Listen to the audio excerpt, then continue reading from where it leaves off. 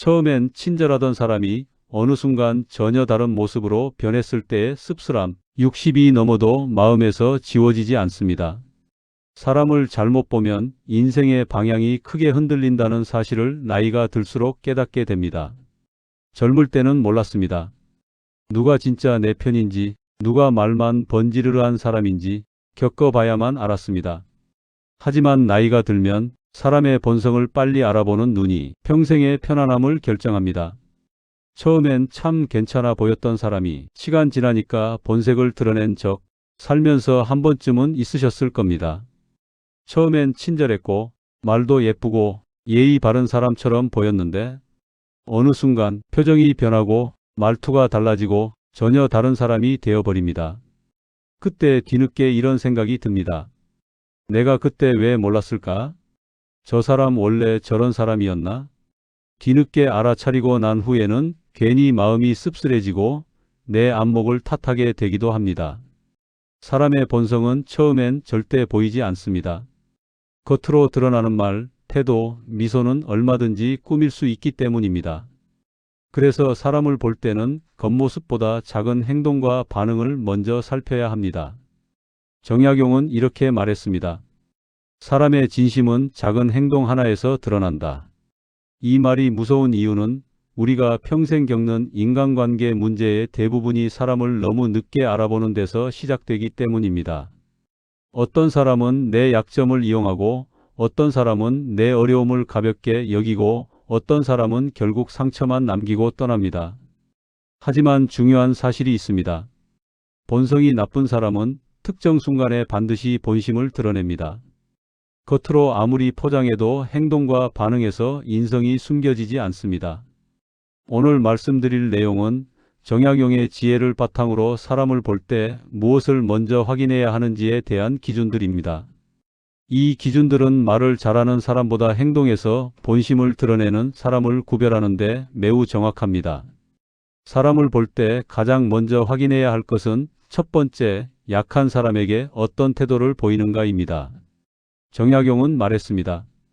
강한 이에게 머리를 조아리는 자는 많으나 약한 이를 존중하는 자는 드물다.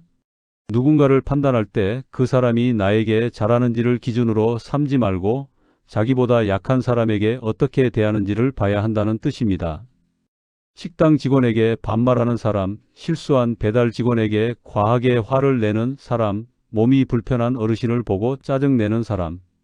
이런 사람은 겉으론 점잖아 보여도 본성은 따뜻하지 않습니다. 반대로 진짜 품성 좋은 사람은 상대가 강하든 약하든 태도가 크게 달라지지 않습니다. 약한 사람에게 보이는 태도는 그 사람의 가장 낮은 자리에 인성이 드러나는 순간입니다. 평소엔 너무 괜찮아 보이던 사람도 누군가를 무시하는 장면에서 본심이 튀어나옵니다. 이 부분을 한 번이라도 목격했다면 절대로 가볍게 넘기지 말아야 합니다. 사람을 볼 때 반드시 확인해야 할 두 번째 기준은 이익과 손해가 동시에 보일 때 무엇을 먼저 떠올리는가입니다. 정약용은 말했습니다. 도리는 이익보다 먼저다. 사람은 이익 앞에서 절대 속을 숨기지 못합니다. 내가 도움을 요청했을 때 계산부터 시작하는 사람은 시간이 지나면 반드시 나에게도 계산기를 들이댑니다. 본성이 바른 사람은 이득보다 해야 할 일을 먼저 떠올립니다. 이익 앞에서 본심이 튀어나오는 이유는 사람이 가장 숨기기 어려운 욕심이 바로 이득이기 때문입니다. 말은 누구나 좋게 할 수 있지만 선택 앞에서는 절대 꾸며지지 않습니다. 특히 나이가 든 이후에는 내 주변에 계산적인 사람이 있는지 반드시 점검해야 합니다. 이익 앞에서의 태도는 사람의 가장 깊은 속을 보여줍니다. 사람의 본성을 알아볼 때 중요한 세 번째 기준은 남의 잘못이나 불행을 들었을 때 어떤 표정을 보이는가입니다. 정약용은 말했습니다. 남의 허물에 즐거움을 느끼는 이는 함께할 벗이 못된다. 타인의 실수나 불행을 들었을 때 입꼬리가 올라가거나 더 캐묻거나 비난에 힘을 실어주는 사람. 이런 사람은 결국 내 불행에도 똑같이 반응합니다. 남의 불행을 대하는 태도는 그 사람의 마음의 결을 그대로 보여줍니다. 특히 나이가 들수록 오래 알고 지낸 사람의 진짜 마음을 이 부분에서 보게 됩니다. 몇십 년의 관계도 상대의 한순간 반응에서 다시 보이기 시작합니다. 반대로 품성 좋은 사람은 남의 불행을 들으면 마음이 무거워지고 쉽게 말하거나 즐거워하지 않습니다. 여기서 인간성은 아주 정확하게 드러납니다. 사람을 볼 때 꼭 짚어야 할 네 번째 기준은 내가 아무 힘도 없을 때도 지금처럼 대해줄까 하는 점입니다. 정약용은 권세로 모이는 이는 권세가 사라지면 떠난다고 했습니다. 나이가 들고 재산이 줄고 건강이 흔들리고 사회적 위치가 변하면 그 순간 태도가 달라지는 사람이 반드시 나타납니다. 특히 중년 이후에는 인간관계의 순수도가 드러나는 시기입니다. 내가 약해졌을 때 곁에 남아있는 사람은 평생 함께 갈 수 있는 사람입니다. 반대로 태도가 달라지는 사람은 처음부터 나라는 사람이 아니라 내가 가진 유익에 붙어 있었던 것입니다. 힘들 때 연락이 끊기거나 갑자기 차갑게 변하는 사람들, 그때 우리는 뒤늦게 깨닫습니다. 아, 그 사람이 좋아했던 건 나라는 사람이 아니라 나에게서 얻을 수 있는 유익이었구나.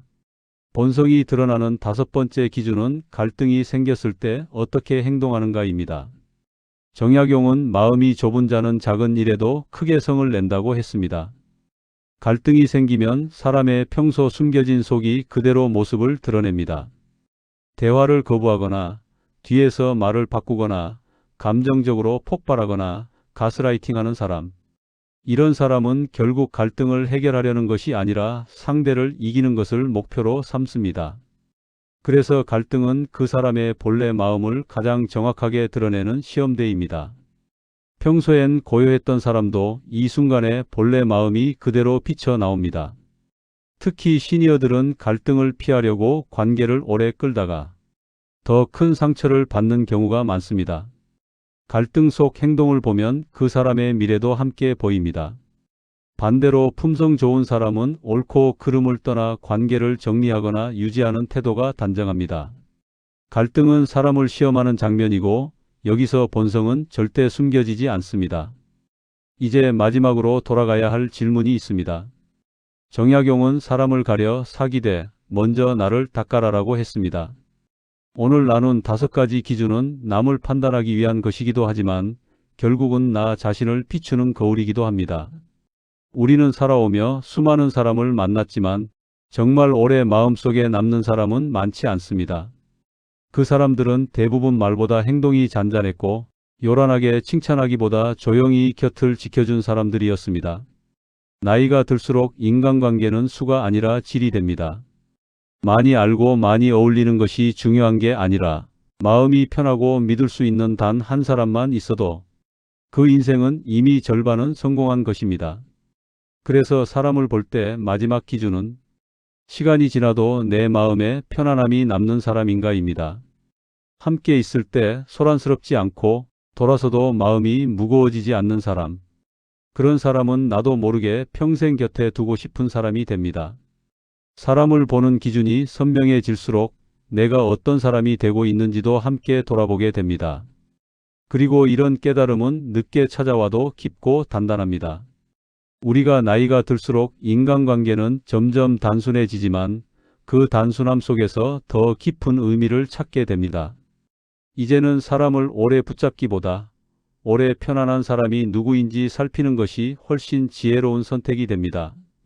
정약용의 지혜는 결국 좋은 사람을 알아보는 힘이 곧 내 마음을 지키는 힘이라는 것을 일깨워 줍니다.